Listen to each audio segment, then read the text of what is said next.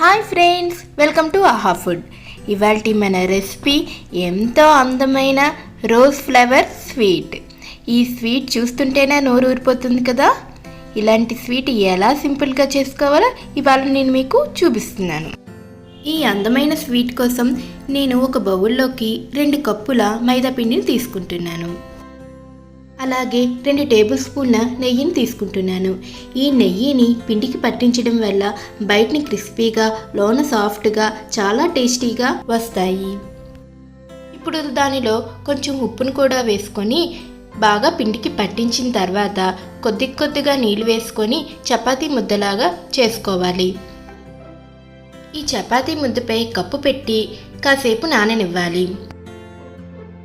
ముద్ద నానేలోపు ఒక గిన్నెని తీసుకొని దానిలోకి ఏ కప్పుతో అయితే పిండిని కొలిచామో అదే కప్పుతో 3 కప్పులు పంచదారని తీసుకోవాలి.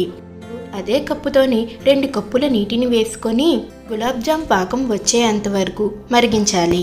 మీడియం ఫ్లేమ్లో మరిగిస్తూ పంచదార కరిగేంత వరకు చూసుకోవాలి.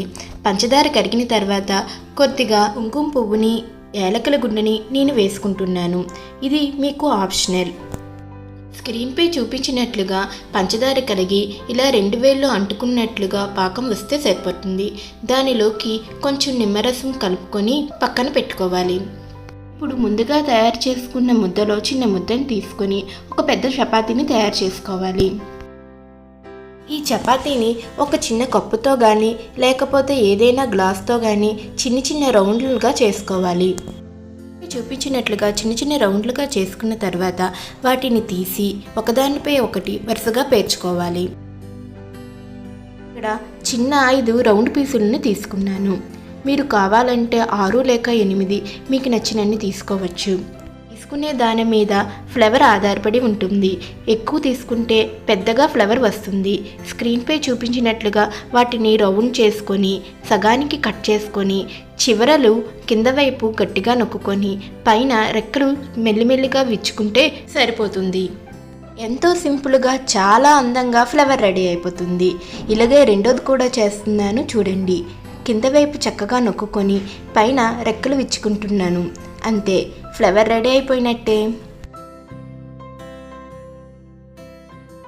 విధంగా మరొక మోడల్లో మరో ఫ్లేవర్ని కూడా చూపిస్తున్నాను చూడండి.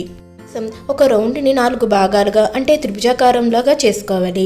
వాటిని కూడా ఒకదాని మీద ఒకటిని పెట్టుకొని ఇలా స్క్రీన్పై చూపించినందుగా రౌండ్గా చేసుకొని సగానికి కట్ చేసుకొని ఇలా రెక్కలు విచ్చుకుంటే సరిపోతుంది.